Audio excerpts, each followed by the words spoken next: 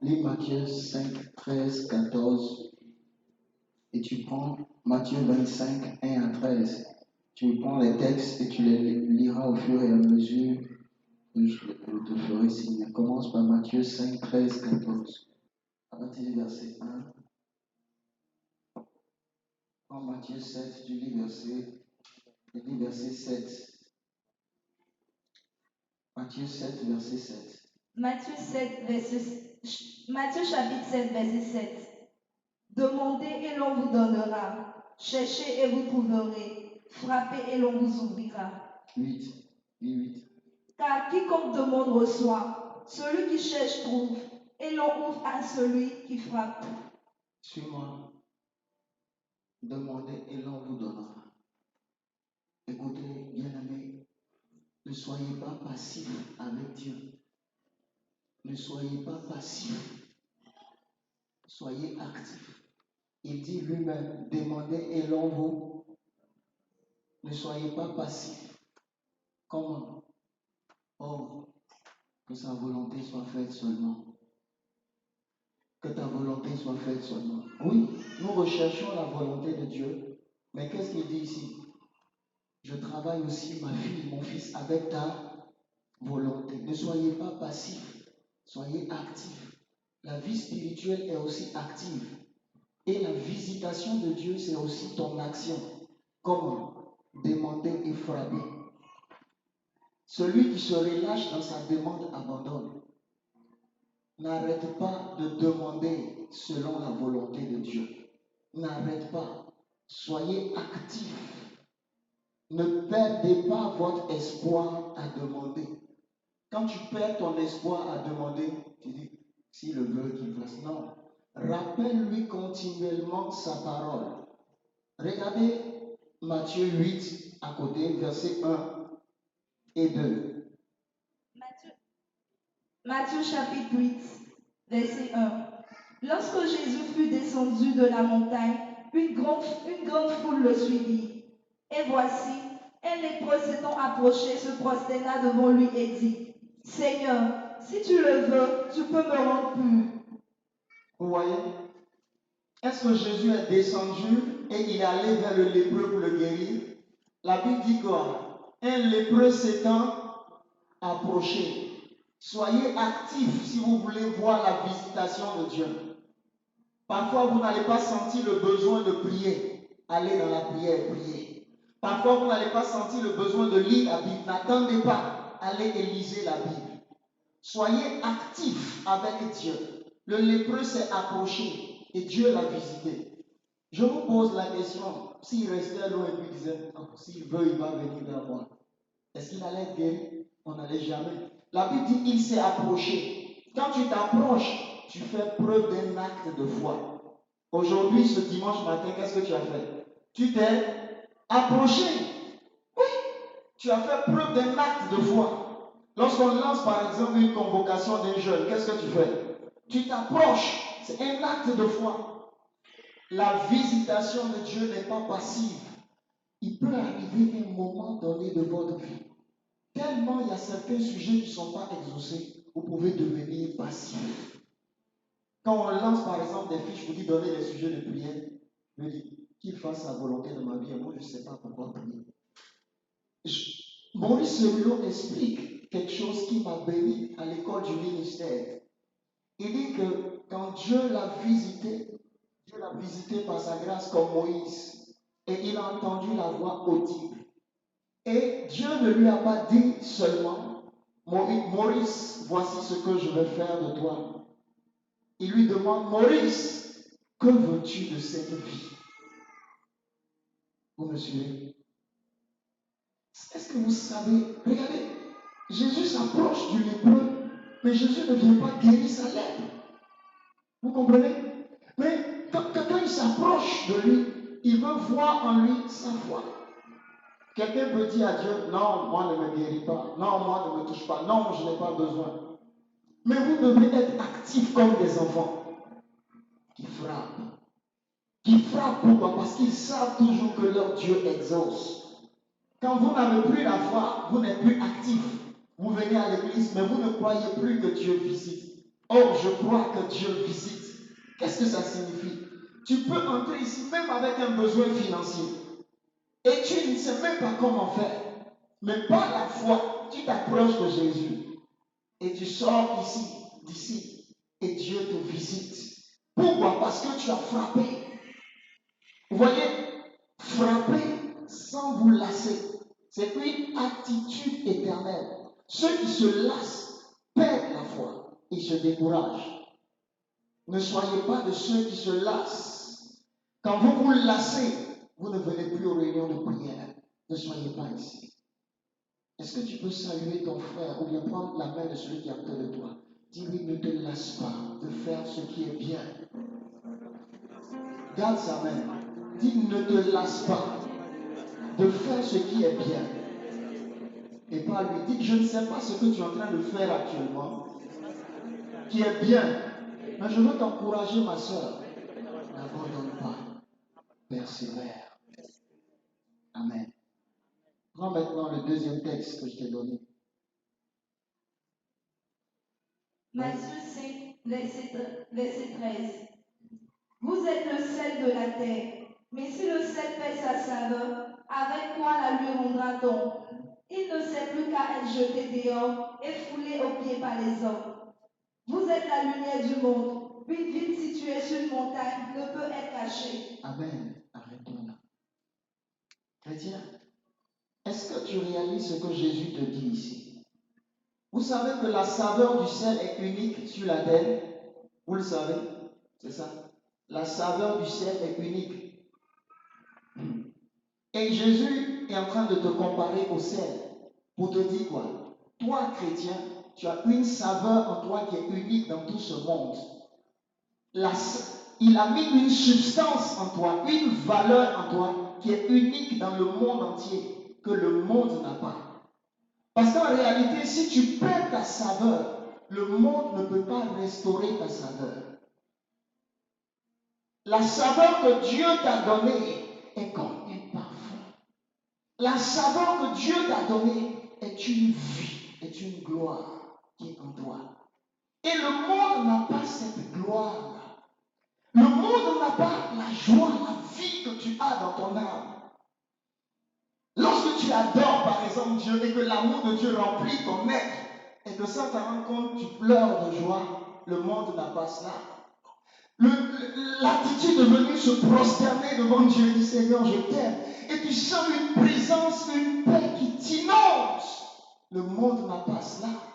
Il y a des personnes dans le monde, s'ils traversent ce que tu traverses, c'est la panique. Mais réalise qu'aujourd'hui, tu fais face à des situations où même parfois, tu n'as pas telle chose. Et ton âme n'est pas troublée. Ton âme est en paix. Il dit, il y a une saveur que je t'ai donnée, mon fils. C'est une paix, une joie que personne n'a dans ce monde. Tu l'as. Tu l'as aussi longtemps que tu demeures dans ma parole. Mais fais attention, ne perds pas ta saveur. Ça signifie quoi? Tu peux perdre cette saveur-là. Oui. Tu sais, tu peux perdre la paix de Dieu, vous le savez? Oui. Un homme, une femme qui est réellement en communion avec Dieu, tu peux perdre cette paix-là. Quand vous péchez, quand vous êtes réellement en communion avec le Saint-Esprit, comme la dernière fois, je demandais à une de mes filles. J'ai dit, quand vous chutez, qu'est-ce que vous ressentez? Elle dit, papa, tu te sens misérable. Le vrai chrétien, quand il pêche, il se sent misérable. Tu sais qu'une paix t'a quitté. Comme un homme ou une femme qui commet l'adultère. Tu es troublé dans ton âme. En fait, c'est quoi? Tu perds ta saveur. Tu perds ce que tu as que personne d'autre ne peut te donner. Et le Seigneur dit, si vous perdez ce qui fait votre unicité dans ce monde, si vous perdez ce qui vous rend distinct dans ce monde, si vous perdez ce qui vous rend exceptionnel dans ce monde, avec quoi on va restaurer cette gloire, cette saveur-là? Je reprends pour que tu comprennes. Si tu perds ce qui fait de toi énorme, unique dans ce monde, qui peut restaurer la gloire? La gloire qui est en toi, jeune fille. Par exemple, toi, jeune fille, et que le monde court après toi, ta gloire, c'est ta sainteté. C'est ta robe qui est blanche, qui est pure. non, je ne suis pas ma robe. Plusieurs viennent te combattre, non, je ne suis pas ma robe, c'est ta gloire. Un homme peut venir dire, une seule nuit, je te donne ça, ma fille, 100 millions. Non, c'est ma gloire. Pourquoi? Tu sais, la gloire qui est en toi ne peut pas être évaluée comparée à l'argent. Chrétien, vous avez une saveur. Voici pourquoi c'est misérable quand le chrétien va chercher la saveur dans les boîtes de nuit et dans les maquis. Comment tu peux aller chercher la saveur dans la bière? Tu es misérable. La joie qui est la vie de Jésus en moi, rien d'autre dans ce monde ne peut te la donner. En fait, tu as le meilleur.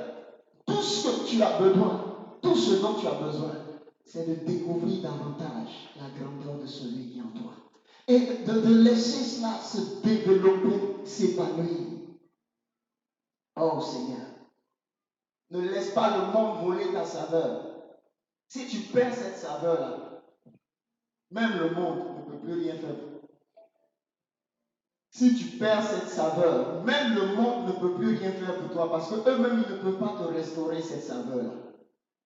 Oui. Tes amis qui t'ont vu, tu as changé. Dis, tu ne fumes plus, tu ne prends plus ça, mais on voit que tu es beau, tu es bien, tu es en paix. Demain, s'ils te retrouvent dans ces mêmes choses, eux-mêmes ne peuvent plus rien faire pour toi. Ils ne peuvent pas. La gloire de la présence de Dieu est votre trésor le plus cher. Plusieurs chrétiens qui n'ont pas conscience de la saveur unique qu'ils ont en Jésus-Christ se découragent et ils vont chercher dans le monde ce qu'ils ont déjà. Tu as déjà ce que tu cherches. La joie et la vraie paix se trouvent en Jésus. Réjouissez-vous dans le Seigneur, pas dans les choses du monde. Les joies et les plaisirs du monde sont éphémères. Mais la joie en Christ est une joie véritable et éternelle. Oh mes amis, regarde, un signe d'énorme d'un enfant de Dieu. La joie en Dieu en lui grandit, plus il est dans la parole. Mais quand il s'éloigne de la parole et qu'il commence à vivre dans le péché, il se sent très misérable. Très misérable. Si vous êtes un homme ou une femme qui péchez et que vous ne vous sentiez plus misérable, vous êtes loin de Dieu. Je prie que vous puissiez vivre cela. C'est ce qui va vous garder dans la sainteté. Tu peux être tenté, mais tu ne seras jamais péché. Parce que tu ne veux pas perdre cette saveur que tu as. En fait, le jour que tu la perds, c'est là que tu vas comprendre le trouble. David a connu cela. Il dit, nuit et jour, je gémissais sur ma couche. Tant que je me suis tué, mes os se consumaient. Il dit, je gémissais à l'intérieur de moi. Autrement dit, je savais que quelque chose avait été brisé entre moi et mon Créateur. Et voici pourquoi dans le psaume 27, il dit, je demande à l'Éternel une chose que je désire ardemment. Je voudrais habiter toute ma vie dans la maison de l'Éternel. Il veut que la présence de Dieu soit pour lui tout. Vous savez, ceux qui ont goûté la présence de Dieu, quand elle les quitte, ils sont très misérables. Oui. Ceux qui ont goûté la gloire grande de Dieu, parfois l'effet contraire, quand ils tombent, ils deviennent pires que les autres. Vous voulez que je vous démontre ça? Vous savez que parmi les anges, aucun ange n'a touché la gloire comme Lucifer. Vous me suivez, non? Mais lorsque la chose s'est renversée, regardez la situation maintenant. Et ils sont actuellement, les démons, le Satan et son armée, ils sont dans une position de non-retour. Et son combat, le combat du diable actuellement, c'est toi. Son combat réel, c'est de gagner toi ton âme, ton âme. Si le diable obtient ton âme, il t'a eu. Ne livre pas ton âme à Satan. La gloire de Dieu en toi est dans ton âme. La paix que tu as dans ton âme. Je ne sais pas si vous me suivez. Vous savez, quand vous péchez, regardez votre âme. Si tu es sensible à l'esprit, quand tu pêches, comment ton âme est? Il y a une instabilité dans ton âme qui commence. Il y a un trouble. En réalité, Dieu est en train de te dire, fais attention mon fils. Tu t'en vas en enfer. Arrête. Et le diable cherche ton âme. Mais le salut de ton âme est dans la parole de Dieu. L'homme qui demeure dans la parole de Dieu ne demande pas le salut. Tu es dans le salut. Mais quand tu sors de la parole de Dieu, tu abandonnes le salut. Ne perds pas ta saveur. Chrétien, ne perds pas ta saveur. Ne perds pas ta saveur. Prends le troisième texte maintenant. Matthieu 25, c'est ça? 1 à 13. Matthieu chapitre 25, verset 1 à 13. Alors le royaume des cieux sera semblable à 10 vierges qui, ayant pris leur lampe, allaient à la rencontre de l'époux. 5 d'entre elles étaient folles et 5 sages. Les folles, en prenant leur lampe, ne prirent point d'huile avec elles. Mais les sages prirent avec leur lampe de l'huile dans des vases. Comme l'époux tardait, toutes s'assoupit et s'endormit. Au milieu de la nuit, on cria, voici l'époux, allez à sa rencontre. Alors toutes ces vierges se réveillaient et préparaient leur lampe. Les folles dirent aux sages, donnez-nous de votre huile, car nos lampes s'éteignent. Les sages répondirent, non, il n'y en aurait pas assez pour nous et pour vous. Allez plutôt chez ceux qui en vendent et achetez-en pour vous. Pendant qu'elles allaient en acheter, l'époux arriva. Celle qui était prête entrait avec lui dans la salle des noces et la porte fut fermée. Plus tard, les autres vierges vinrent et dirent, Seigneur, Seigneur, ouvre-nous. Mais il répondit, je vous le dis en vérité, je ne vous connais pas. Veillez donc, puisque vous ne savez ni le jour ni l'heure. Il en sera comme d'un homme qui partant pour un voyage. Amen. 1 à 13. Merci Jésus. Oh, cette parabole est une merveilleuse parabole de notre Seigneur Jésus, mes amis. Il parle de 10 vierges. Et la Bible dit 5 étaient folles et 5 étaient sages. 5 étaient folles et 5 étaient sages. Et les 5 folles n'ont pas pris assez d'huile. Les 10 vierges s'attendaient à l'époux qui devait venir. C'est-à-dire, elles attendaient l'époux. Et elles avaient chacune des lampes.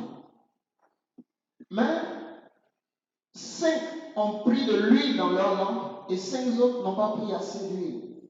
Et la Bible dit, l'époux tardait. C'est Jésus qui raconte cette parabole. L'époux a tardé. Il a mis du temps. Et au milieu de la nuit, elles se sont toutes endormies et assoupies. Et au milieu de la nuit, voici l'époux est arrivé. Et ils ont crié, allez à la rencontre de l'époux. Et lorsqu'on crie aller à la rencontre de l'époux, les 10 se lèvent, 5 recherchent leurs lampes, elles prennent, il n'y a pas de l'huile dans leurs lampes sont éteintes.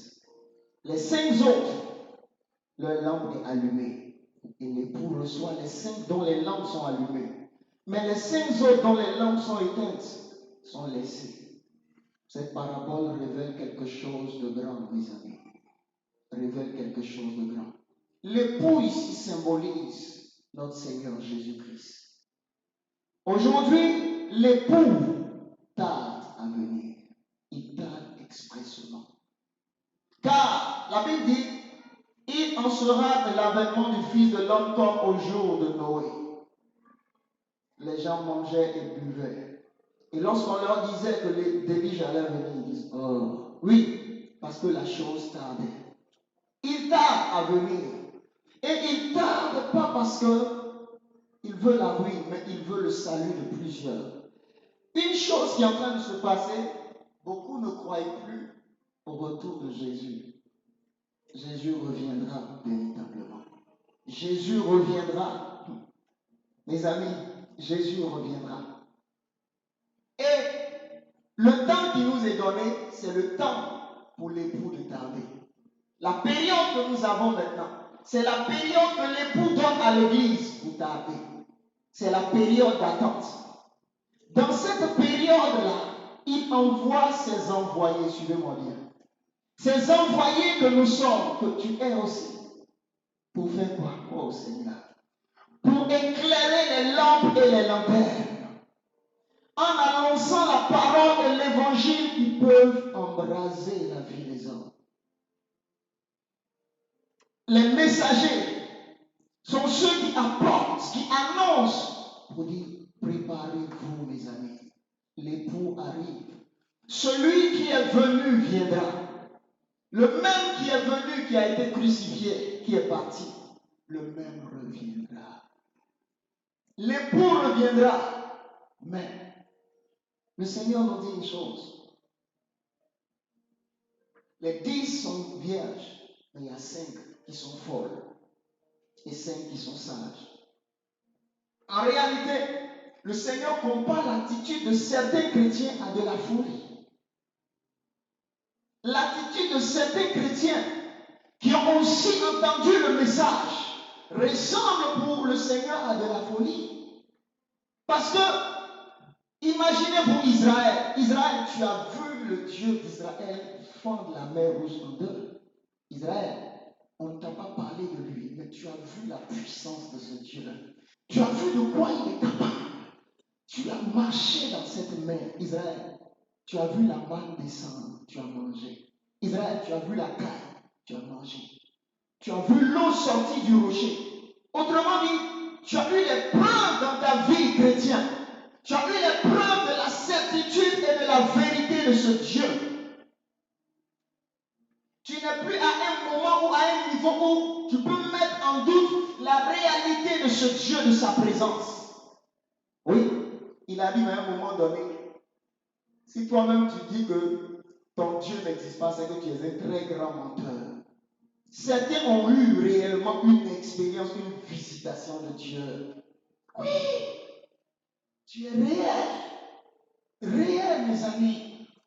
Tu as eu toi-même dans ta vie certaines rencontres. C'est-à-dire qu'il y a des témoignages qui marquent ta vie. Au point où chrétien, tu as la certitude qu'il est vrai. Pour certains, Jésus s'est révélé à eux. Vous avez vu la main de Dieu. Vous avez vu les témoignages ici. Oui, je me souviens une croisade, on est arrivé 4 sourds. Ils ont entendu. Nous avons déjà vu Dieu faire des choses extraordinaires qui étonnaient. C'est-à-dire, nous avons vu le Dieu agissant. Oui, nous avons vu le Dieu agissant. Je me souviens un jour de cette femme qui est arrivée. Et la femme qui n'arrivait pas à enfanter. Et la femme me dit, je ne sais pas pourquoi les médecins disent il n'y a rien. Et je dis, nous allons prier. Et lorsqu'on a commencé à prier, elle a commencé à voir une personne qui venait et que lui, qui la menaçait, c'était sa propre tante. Et j'ai dit, on va persévérer. Et on a prié. Au bout d'un mois, quelque chose de mystérieux s'est produit. Cette tante a été frappée de maladie et la tante est morte. Et dans le même mois, elle a eu un malaise, elle est allée à l'hôpital. Les médecins pensaient que c'était une fibrome, ils voulaient opérer. Ils ne savaient pas que Dieu avait visité, puisque eux, ils la prenaient pour stérile. Et au moment où ils s'en vont pour faire les analyses, ils se rendent compte, heureusement qu'ils font les analyses avant d'opérer, que ce n'est pas une tumeur, mais la femme est enceinte de quelques semaines. Et ça m'a marqué pourquoi, observez, quand sa tante est morte et elle est tombée enceinte. Non, c'est pas nous, on a tué sa tante, mais on a prié. On a vu des miracles. Je me souviens un jour, ils ont envoyé un enfant, ses pieds étaient pliés comme ça. J'ai vu Dieu redresser les pieds de cet enfant. Un jour, une fille, donc l'œil, j'ai vu Dieu ouvrir les... Oui, on ne peut pas dire que notre Dieu n'existe. Non, il est vivant.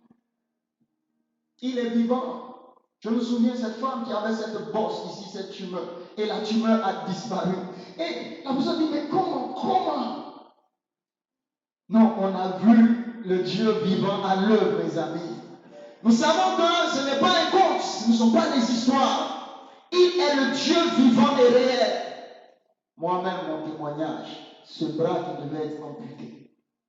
Je me souviens, étant très jeune, mon père m'a emmené partout. De lieu en lieu, nous allions voir des personnes. Les médecins ne peuvent rien. Les traditionnels aussi ne peuvent rien. Leur solution, ils vont couper ta cuisse, ou bien ils vont couper tes fesses, et puis ils vont coller sur ta main. Quand j'enlève un peu ma main, vous voyez un peu, non? Ils ne peuvent rien. Et c'est comme cela que Dieu a permis que nous rencontrions Jésus. Mais Une seule semaine, ma main était comme ça, paralysée comme ça, dure. Et tous les nerfs, tu sens comme un esprit qui maintient cette main comme ça. Et nous sommes arrivés dans le centre de prière là, mes amis. La même semaine, toute ma main reprend vie. Et j'ai été guéri jusqu'à aujourd'hui. Et le virus, là, le nerf, là, il est tombé comme ça. Il est enlevé, il est tombé. Et dans ma génération, tous ceux qui ont eu le mal, je suis peut-être l'un des rares dont la main n'a pas été déformée. En fait, si ce n'était pas, oh, je bénis Jésus. Vous savez, si c'était les médecins qui avaient soigné ma main peut-être était comme ça. Ou bien c'était comme ça. Oui. Parce que, acclamez Jésus.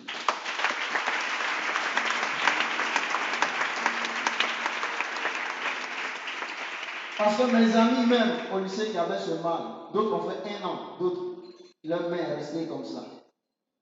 Parce que c'était un mal spirituel. Mais nous avons vu la main de ce Dieu qui guérit parfaitement. Mes amis, j'ai vu beaucoup.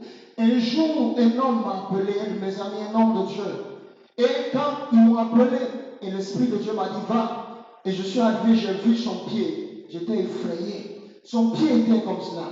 Les antibiotiques ne pouvaient rien. Et l'Esprit de Dieu a soufflé. Il dit, tu peux sécher ce pied. Mes amis, le pied a séché. Et les gens commencent à crier pour dire, qu'est-ce que... Les antibiotiques ne peuvent pas. Et le pied qui dégonfle, tout sort. 3 à 4 jours après, il se retrouve chez moi à la maison en train de crier. Nous avons vu la main de Dieu et nous continuons de voir.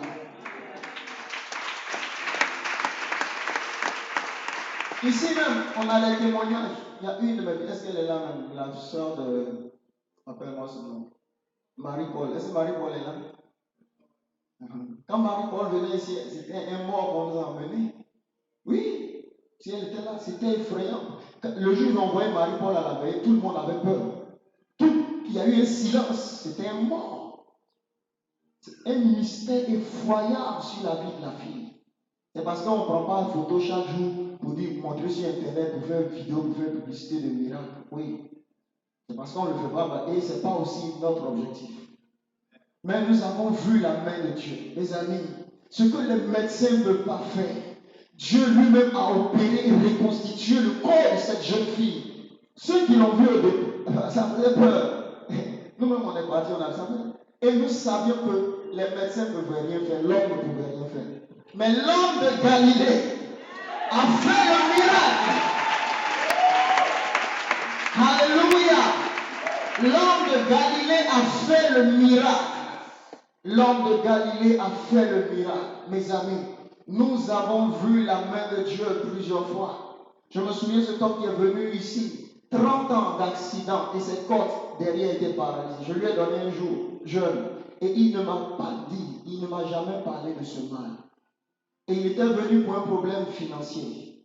Je priais pour ce problème financier quand je lui ai demandé qu'est-ce que tu as eu dans le dos. Il dit oui. Et le Seigneur a conduit à ce qu'on prie pour cela.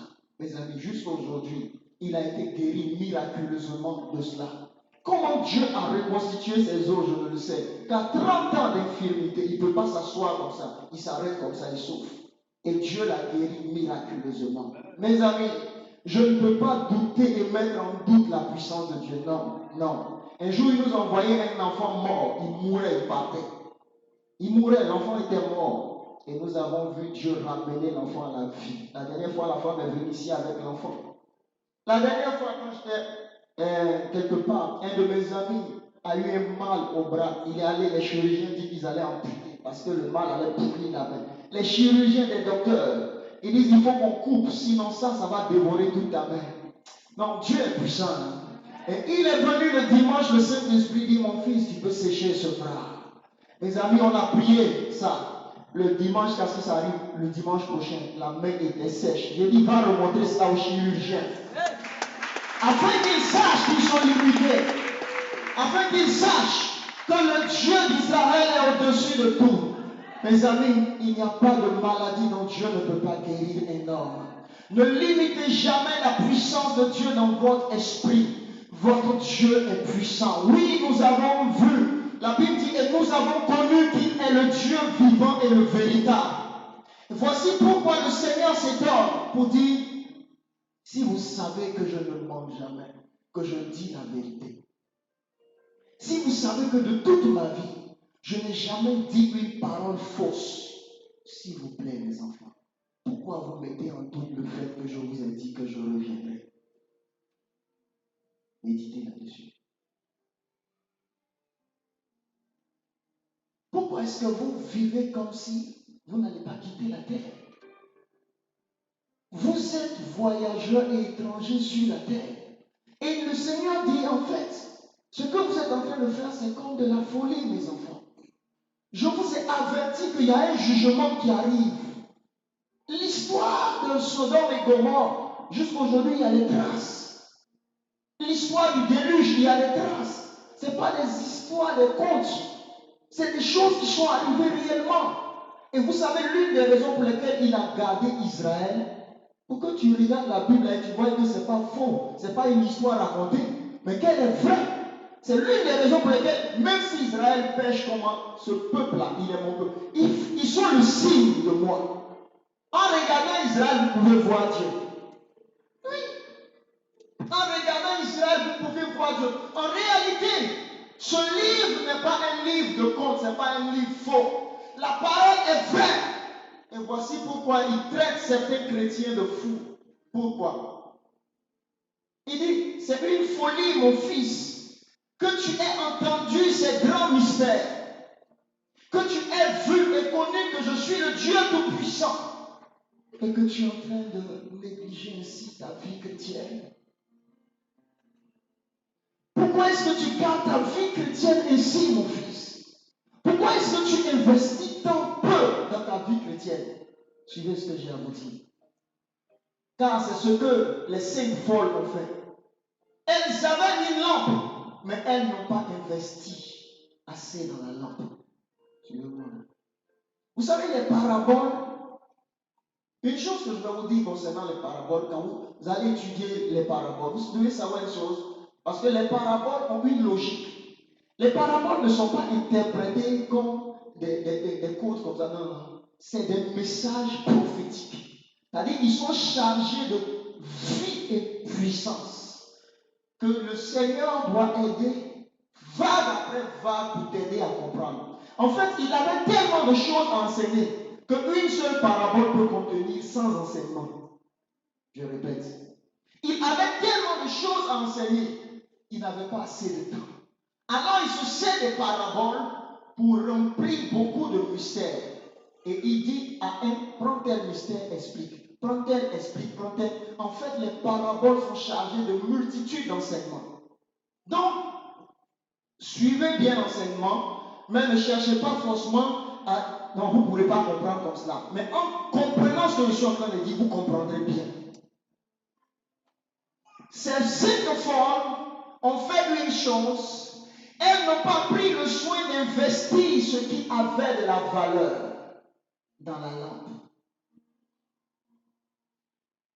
La lampe qu'elles avaient, elles n'ont pas entretenu cette lampe comme il le fallait. Autrement dit, elles ont usé de négligence. Ta vie est une lampe. Écoute-moi, ta vie est une lampe. Ta vie est une lampe.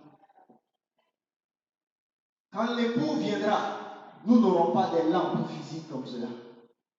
Et voici pourquoi je veux faire un point. Les actions prophétiques avec les bougies, faites très attention à cela. Ne faites pas ça.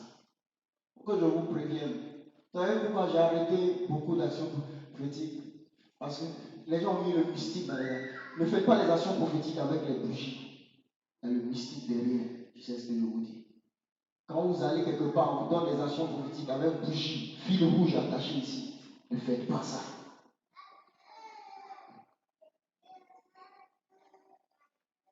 Les actions prophétiques où on sacrifie les animaux, ne faites pas ça.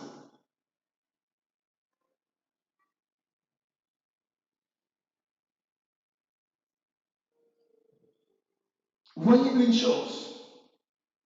La lampe que le Seigneur donne, montre ici, qui est avec les vierges, est l'image de la vie du croyant elle-même qui symbolise un chandelier. L'église en Apocalypse était représentée par les chandeliers. Les 7 chandeliers représentaient 7 lampes, n'est-ce pas? Et ces lampes désignaient l'église d'Éphèse, Smyrne, Pergame, Thyatire, Laodicée, Philadelphie. Chacune d'elles était caractérisée par une lampe. Et vous devez comprendre une chose, elles avaient une lampe, mais elles ont méprisé la lampe qu'elles avaient. Elles n'ont pas pris soin de ce que l'époux leur avait laissé. Comprenez une chose, quand l'époux vient, le seul élément que l'époux regarde pour partir avec les épouses, c'est les lampes. L'état des lampes. Celles qui ont les lampes allumées et qui ont assez d'huile, elles s'en vont. Mais celles dont les lampes sont éteintes restent. Autrement dit, il y a un thermomètre qui sera placé dans chacune de vos vies. Il y aura des éléments évaluateurs en vous concernant votre relation avec Dieu. Peuple de Dieu. Les 5, les 10 ont reçu les mêmes lampes. Mais le problème, c'est ce que chacun a fait de ce qu'il a reçu. Tous ont reçu chacun une lampe. Mais qu'est-ce qu'ils ont fait chacun de ce qu'ils ont reçu?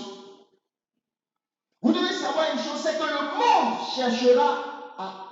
Tout va se mettre en place. C'est ce que je vais te dire. Tout va se mettre en place, pas pour aider ta lampe à s'allumer, mais à s'éteindre. Si vous suivez bien ici, la Bible dit au milieu de la nuit. C'est un message. Ce monde va aller davantage dans les ténèbres avant la venue du Maître. Il faudra alors que l'abomination soit établie en lieu saint. Il faudra alors qu'il y ait l'apostasie à un certain niveau. Voici pourquoi il utilise le terme au milieu de la nuit. Pour révéler ici un mystère des ténèbres qui va monter. Il y aura la montée des puissances des ténèbres dans les temps de la fin. Les gens seront attirés par la sorcellerie, par la magie, par le mysticisme, par les œuvres des ténèbres au milieu de la nuit. Ce monde va envoyer aussi une vague de séduction pour amener beaucoup de chrétiens à baisser dans leur flamme. Beaucoup de flammes vont s'éteindre, en fait, c'est ce qui va se passer. Beaucoup de flammes vont s'éteindre. Pourquoi? Le diable ne va pas vous préparer pour que vous alliez au ciel. Et la Bible appelle le diable comme le prince de ce monde. Vous qui avez accepté Jésus, sachez une chose, accepter Jésus, c'est se désigner comme étant ennemi de Satan. Et Satan va chercher à tout faire pour enlever de ta vie la lampe. La lampe qui sera l'indicateur de ton enlèvement. Satan fera tout de telle sorte que tu deviennes toi aussi un homme ténèbres. C'est ça. Car ceux dont les lampes sont éteintes sont comment? Sont dans les ténèbres. C'est ça le message. Quand la lampe d'un homme est éteinte, il est dans les ténèbres. Et c'est ce que l'ennemi va chercher à faire. Il va chercher à amener davantage la dépravation morale de notre société. L'ennemi va chercher à amener davantage la lourdeur spirituelle, le découragement. Plusieurs vont commencer à comparer leur vie à ceux des païens. Et voici l'un des éléments que le diable va utiliser pour séduire les gens. La patience de Dieu va les tromper. Parce que l'époux t'attend. La patience de Dieu va les tromper. Suis-moi comment. Quand un chrétien va voir un païen être béni matériellement, il va penser que le fait qu'il soit béni matériellement est le signe que Dieu l'approuve. Et lui maintenant, il va commencer à se minimiser ou bien à se sentir ridicule par rapport à quelqu'un qui vit dans le péché mais qui est béni matériellement. Et qu'est-ce qu'il va faire? Au lieu de garder cette valeur de la parole qu'il a reçue, il va dire, mais elle-même, elle a fait ça aussi, mais voici, elle est bénie. Elle a fait ça aussi, voici, elle est bénie. Ça fait quoi? Ça fait rien. Et qu'est-ce qu'il va faire? Il va couler aussi vers le monde. C'est l'élément que Satan va utiliser. Le diable va utiliser la séduction matérielle pour amener l'apostasie dans le cœur de beaucoup de chrétiens. Je reprends. Le diable va utiliser la séduction des richesses matérielles pour amener l'apostasie dans le cœur des chrétiens. Je crois dans la bénédiction matérielle. Dieu est celui qui bénit. Il dit, je bénirai l'ouvrage de tes mains. Pour tous qui mettez ces principes en pratique, vous serez bénis. Mais l'avidité incontrôlée à tout moment, une vie qui n'apprend jamais à être heureuse même quand Dieu la bénit, parce qu'elle compare toujours sa bénédiction à la bénédiction des autres, est misérable même si Dieu lui donne 100 millions. Il y a des personnes comme cela. Tant qu'ils n'ont pas le pouvoir, ils ne sont pas heureux. Ils sont misérables et orgueilleux. Écoutez-moi bien. Nous, en tant que chrétiens, nous ne cherchons pas le pouvoir pour être heureux. Non, non.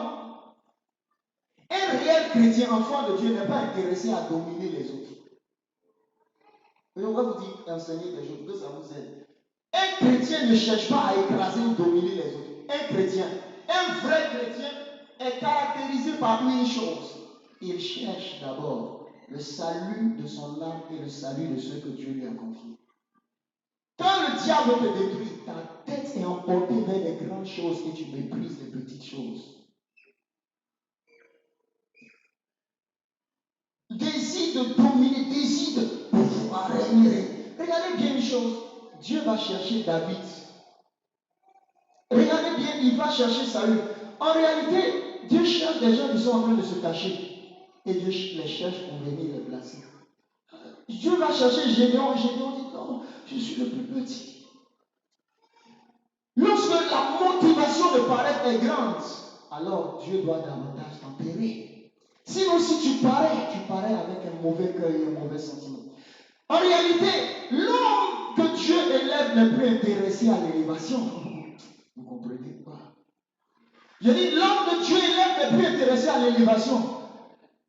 Mais il pleure pour la parole chaque jour. Il dit, chérie, viens voir. Est-ce que tu as vu ce passage-là? Regarde ici. Il était en train d'étudier la parole de Dieu. Et au moment de s'en rendre compte, la parole l'a soulevé. Mais aujourd'hui, vous avez un mauvais évangile. L'évangile pompeux qui vous amène à chercher à être béni pour se comparer à tel autre. Mes amis, je ne cherche pas à être béni pour me comparer à tel. Non!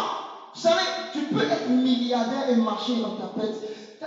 Quand Dieu te bénit, ce qui t'intéresse, qu'est-ce que tu veux que je fasse de ce que tu m'as donné? Quelle est la mission?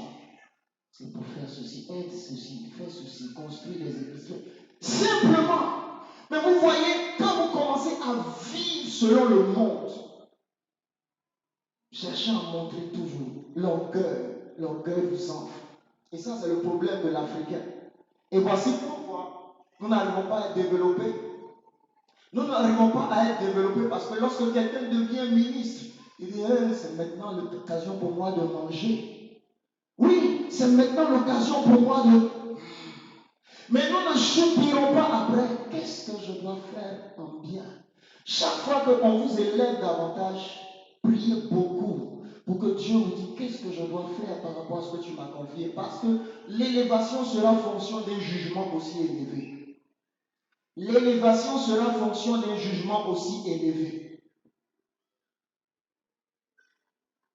Ceux qui vont chercher à plaire au monde auront leur lampe éteinte. La course vers les choses du monde amènera votre lampe à s'éteindre. Ceux qui vont chercher à vivre selon le monde vont avoir leur lampe éteinte. Le monde, ce monde, ils n'ont même pas les lampes. Ils n'ont même pas la lampe. Parce que pour avoir la lampe, d'abord le minimum, c'est d'avoir le Sauveur. C'est alors que la marche chrétienne commence. Et voici pourquoi le Seigneur compare ceci de fou. Parce qu'ils avaient entendu le message de l'enlèvement. Ils avaient entendu le message de la sainteté. Mais ils ont rejeté ce qui donnait à la lampe d'être allumée. La lampe n'est pas allumée si je suis dans le péché qui sont les ténèbres. Ils avaient entendu le message de la gloire. Mais ils ont méprisé le message de la gloire. Et le Seigneur te dit, n'es-tu pas en train d'agir, mon fils, ma fille, comme une folle? Non, tu es conscient, mais pourquoi est-ce que tu laisses la folie satanique s'emparer de toi?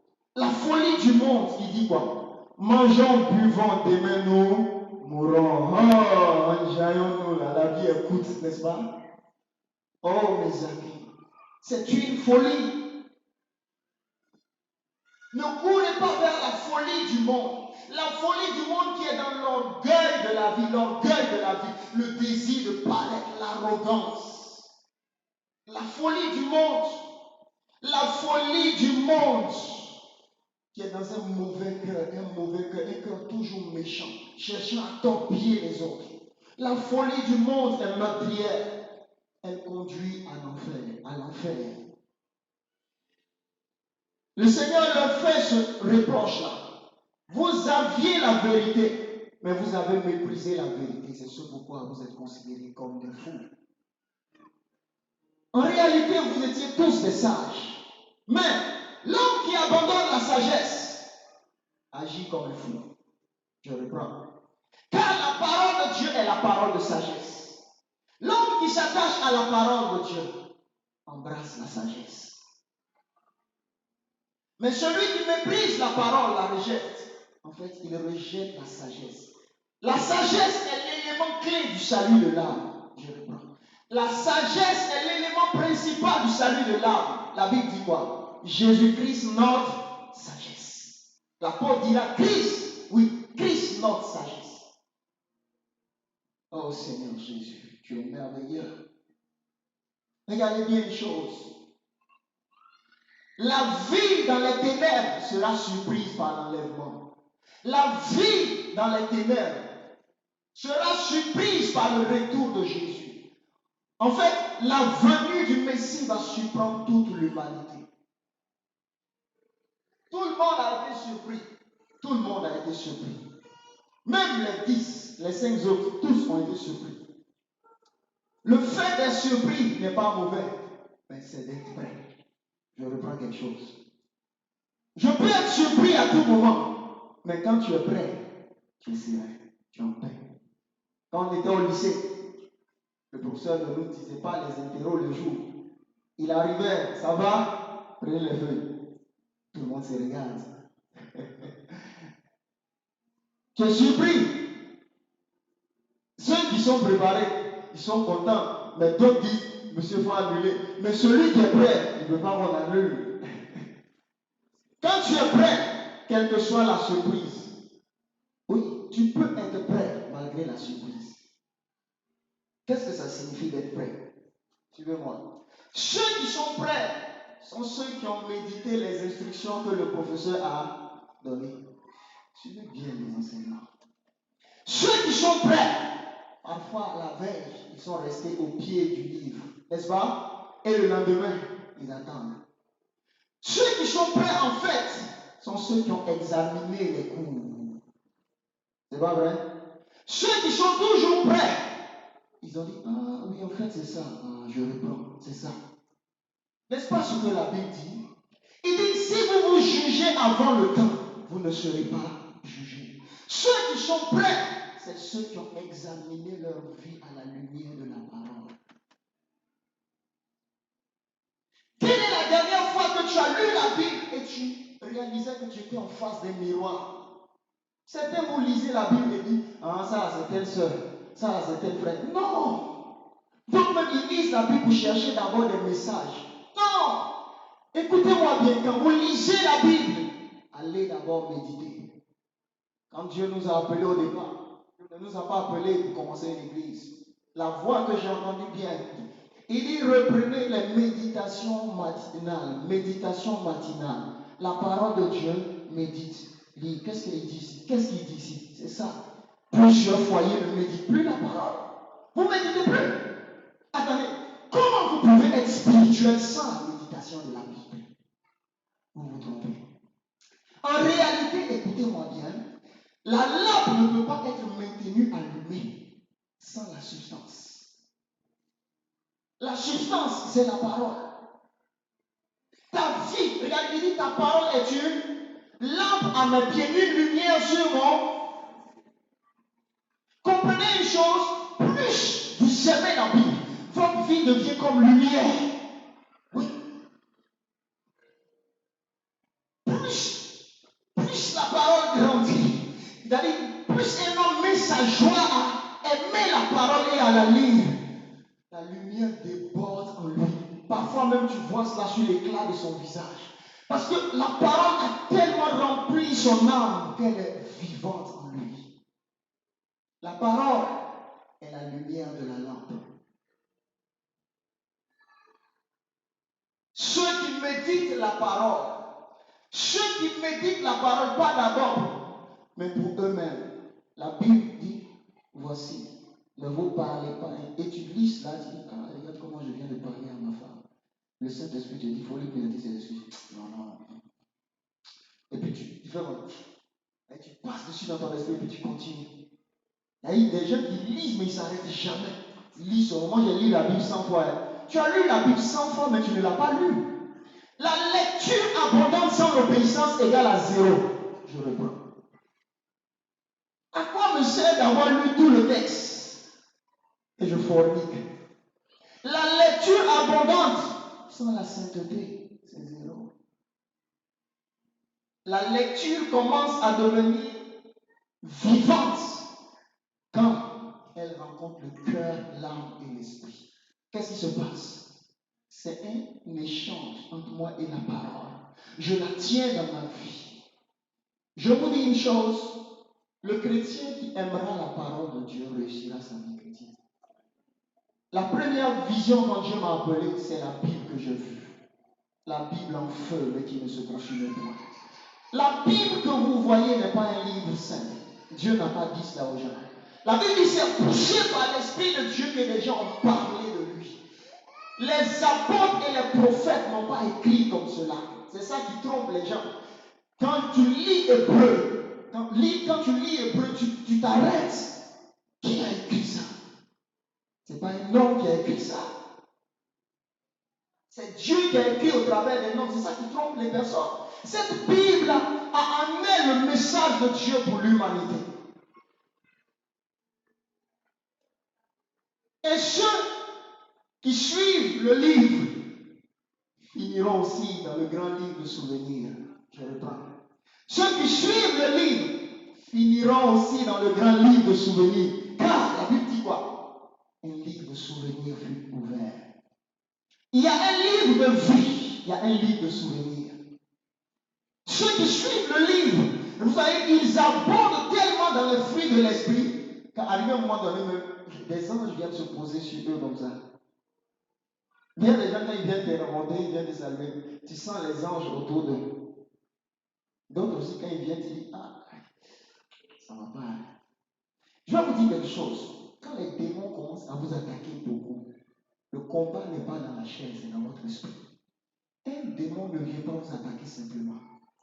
Quand vous voyez, la dernière fois, quelqu'un souffrait d'un cas, il m'a appelé. La personne dit, depuis un certain temps, des esprits viennent, ils veulent coucher avec moi. Et même ils couchent avec moi. Et pas une fois, plusieurs fois.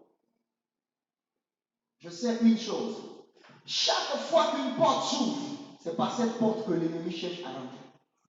Quand vous n'ouvrez pas une porte à Satan, il ne viendra pas. Si vous dormez la nuit et vous couchez avec une femme puis un homme, et vous vous levez, ça vous dit rien, puis vous êtes content.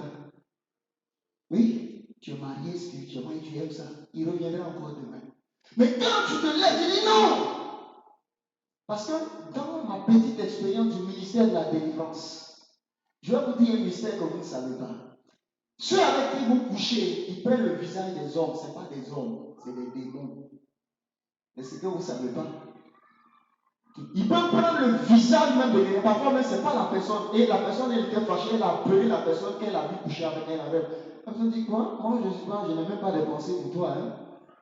Oui, parce qu'elle ne sait pas. Les esprits familiers ont un art, ça s'appelle l'art du dédoublement. Le dédoublement. Ils peuvent prendre l'image de tel là, et même en songe, ils peuvent mettre deux personnes en conflit. Et ils se lèvent le matin et disent, c'est toi qui es venu m'attaquer. Moi?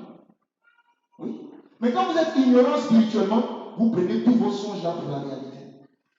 J'ai reçu des personnes ici, ils ne savent pas que les songes qu'ils ont là, ils ont besoin de délivrance. Vous savez que certains ont été envoûtés par des esprits familiers qui leur donnent des songes. Ça ne vient pas de Dieu, tu m'expliques des songes bizarres.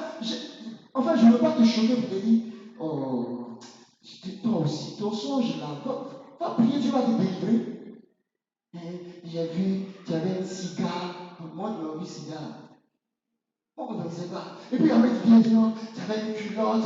Il ne sait pas, il ne sait pas. Comment des démons peuvent manipuler ton esprit comme ça et puis tu crois, Dieu m'a parlé, Dieu t'a pas parlé. Dieu t'a pas. Des démons t'ont parlé.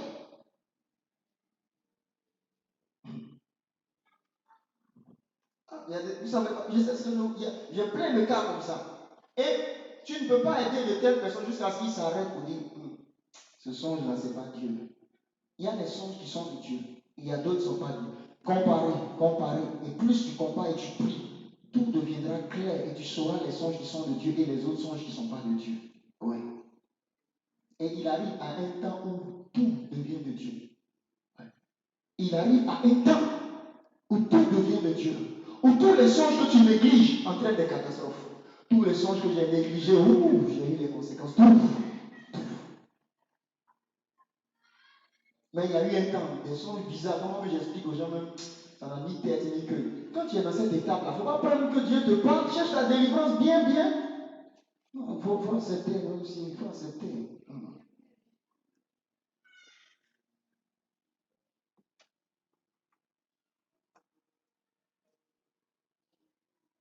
Regardez bien une chose.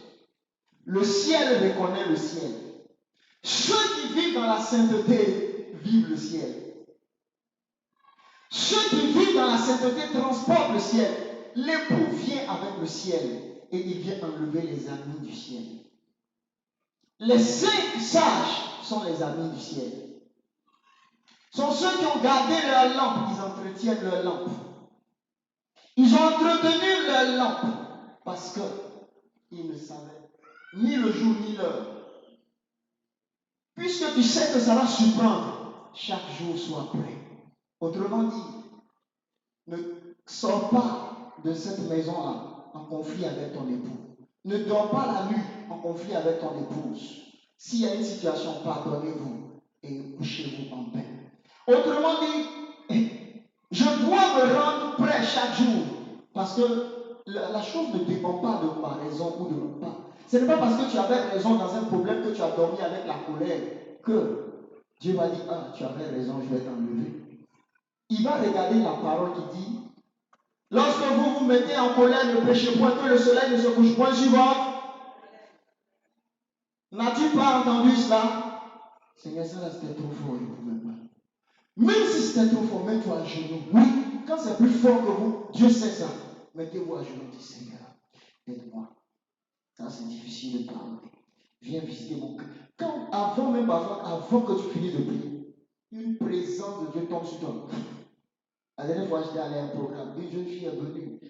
Et elle expliquait le problème. Elle a perdu ses parents et elle n'arrive pas à être consolée. Elle pleure.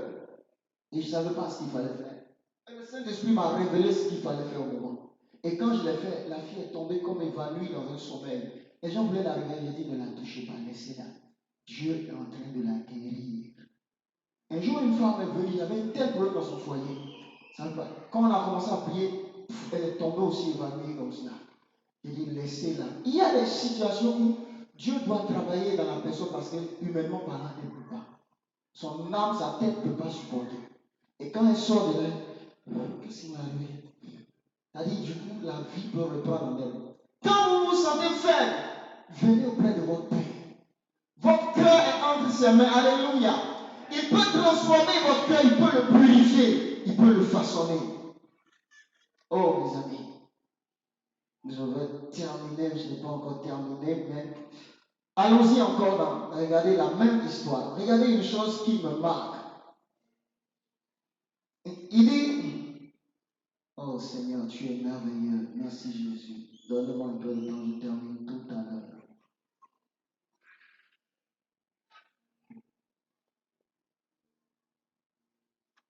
Alors toutes ces vierges se réveillaient et préparaient leur lampe. Et les forts dit aux sages, donnez-nous de votre huile, car nos lampes s'éteignent. Les sages répondirent, non, il n'y en aurait pas assez pour nous et pour vous. Allez plutôt chez ceux qui en vendent et achetez-en pour vous. Pendant qu'elles allaient en acheter, l'époux arriva. Celles qui étaient prêtes entrèrent avec lui dans la salle des noces et la porte fut fermée. Vous comprenez quelque chose ici? Un temps est arrivé où ils ont cherché à remplir à nouveau le vase, la lampe, mais c'était trop tard. Quand j'ai lu ça, ça m'a interpellé. C'est-à-dire, il y a un temps qui va arriver où ta vie spirituelle n'aura plus de valeur. Je reprends cette partie. Il y a un temps qui va arriver où votre sanctification n'aura plus de valeur sur la terre. Il y a un temps qui va arriver où le fait que tu bois ou tu ne bois pas, ça n'a plus de profit. Oh, ça.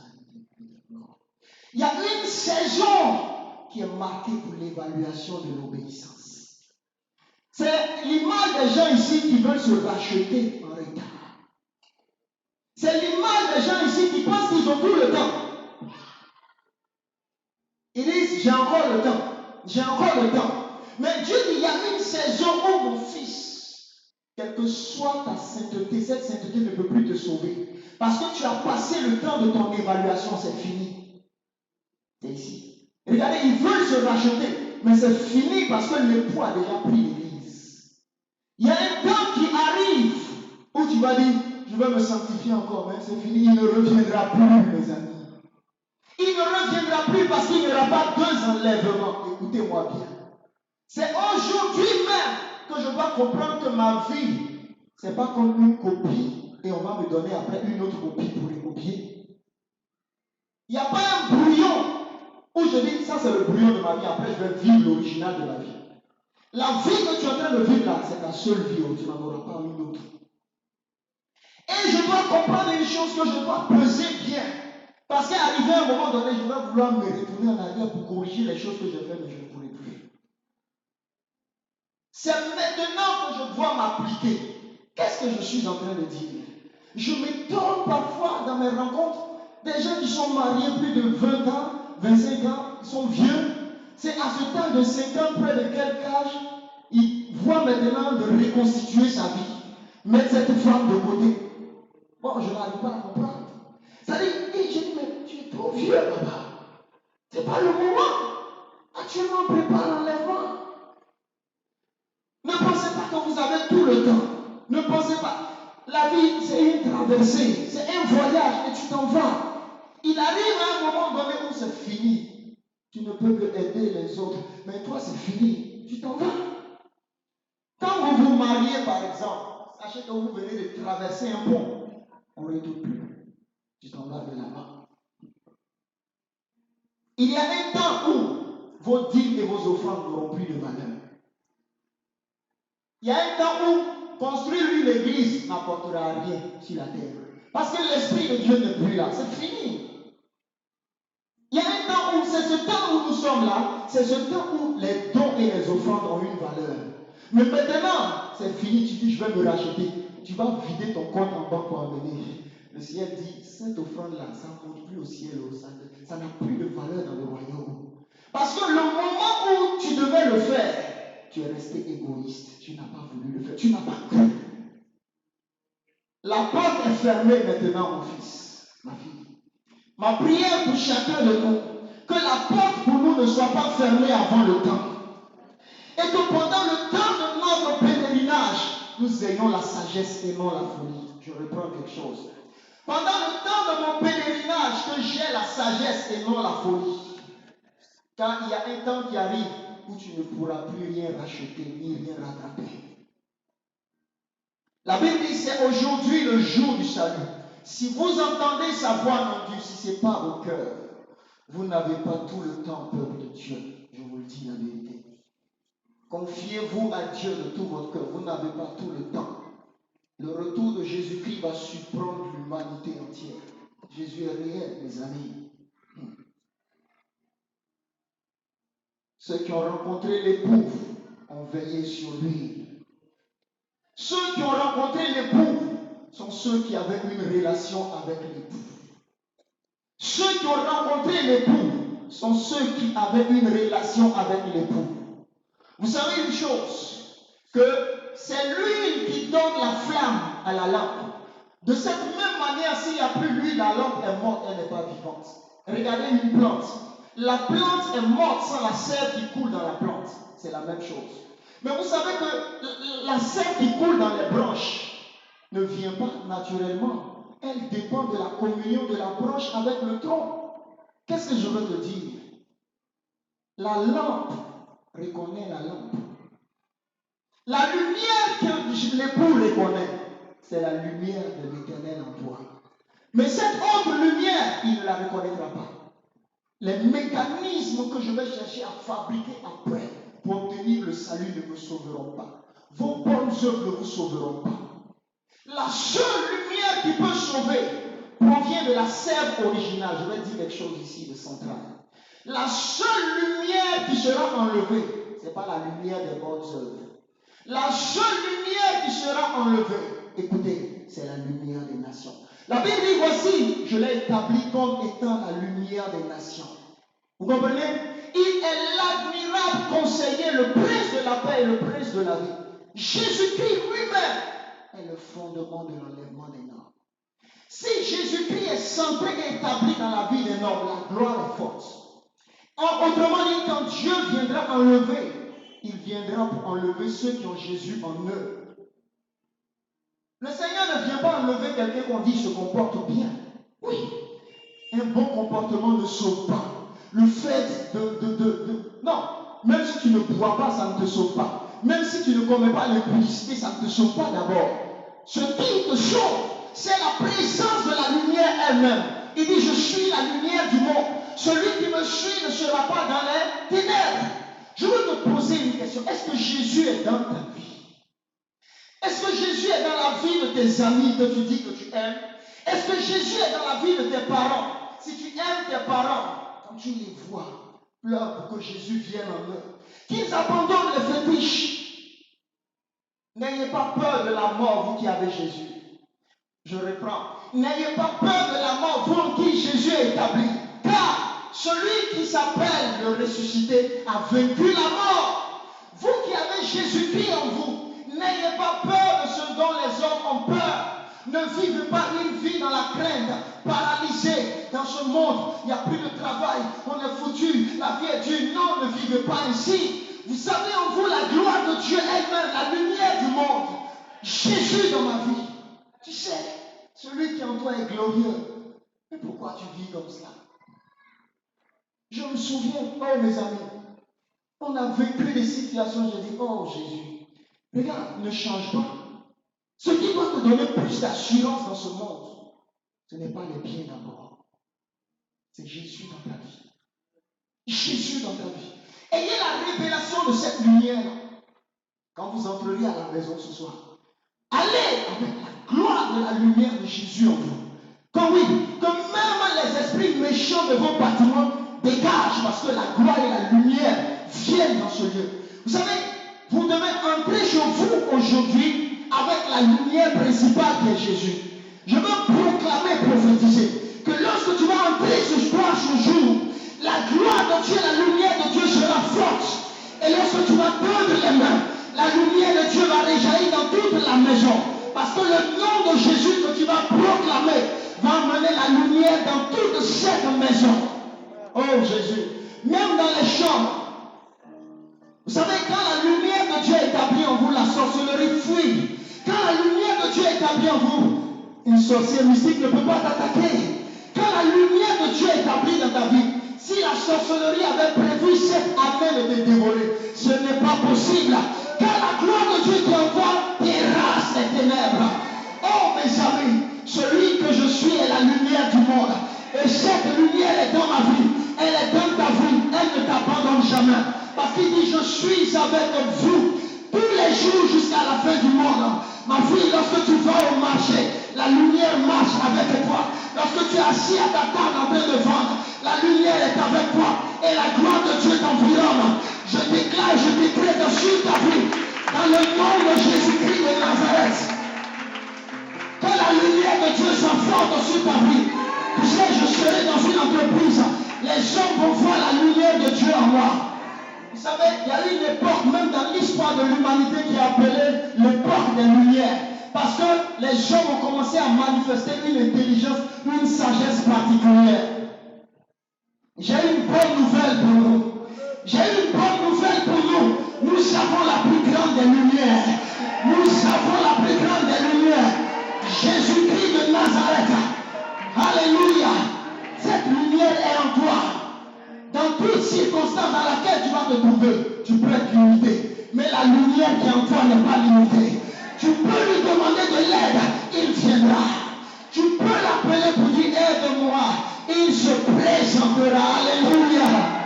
Oh Jésus. Voici pourquoi je veux faire une chose. Vous savez c'est quoi? Je garderai ma lampe allumée. Vous savez c'est quoi? Je garderai la lampe de ma maison allumée. Alléluia. Je garderai la flamme de ma vie allumée. Car le diable veut que ma lampe s'éteigne. Mais je ne donnerai pas la saveur de ma vie à Satan. Je ne donnerai pas la lumière de ma vie à Satan. Lève les mains avec moi. Tandis qu'on termine. Oh, la gloire de la maison. La gloire de la maison, c'est la présence du Seigneur. Merci Jésus. Cette lumière, tu sais, tu avais commencé ta vie chrétienne avec cette lumière. Même quand tu te levais le matin, tu sens une vie, une joie, une paix que tu ne pouvais expliquer. C'est cette présence.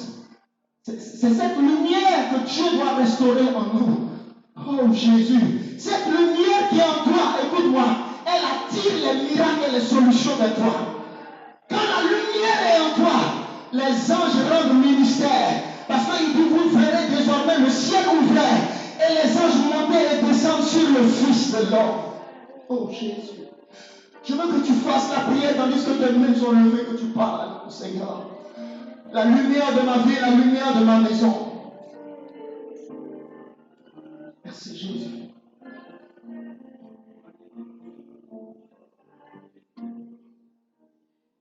Oh Seigneur.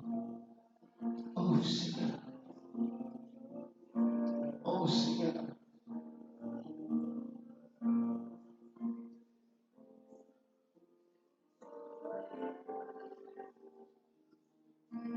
Merci Jésus. Merci Jésus. Merci Jésus. Merci Seigneur. Merci Jésus. Tu sais, merci Seigneur. Je pars d'ici Seigneur ce matin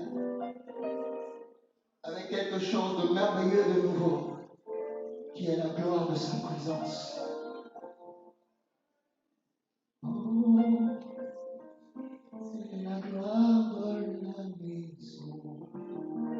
C'est la présence du Seigneur. La gloire de la maison. Donc, tu vas suivre d'abord quand je vais chanter et puis tu vas suivre le même rythme.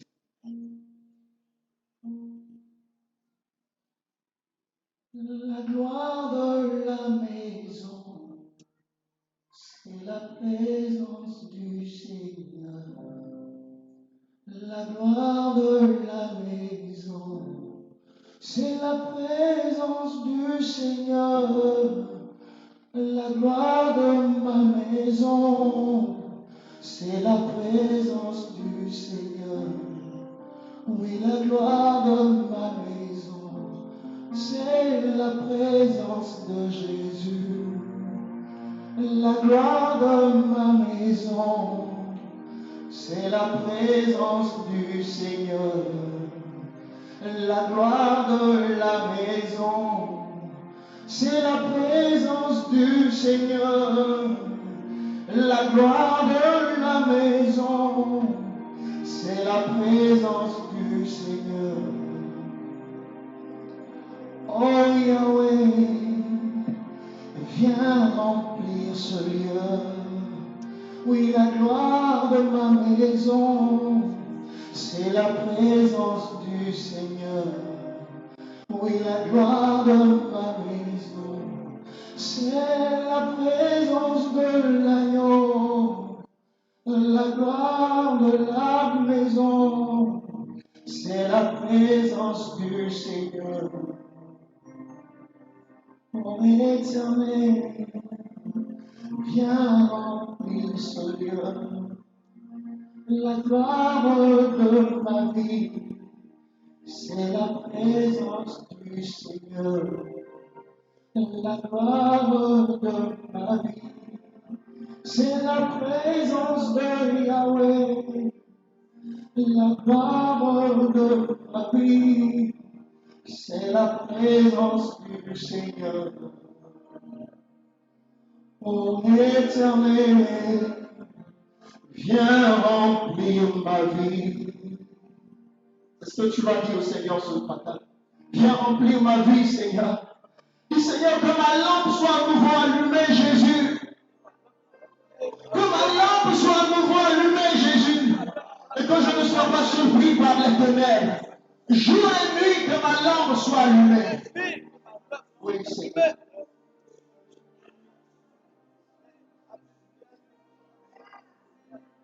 Oh, Seigneur. La gloire de la maison, c'est la présence du Seigneur.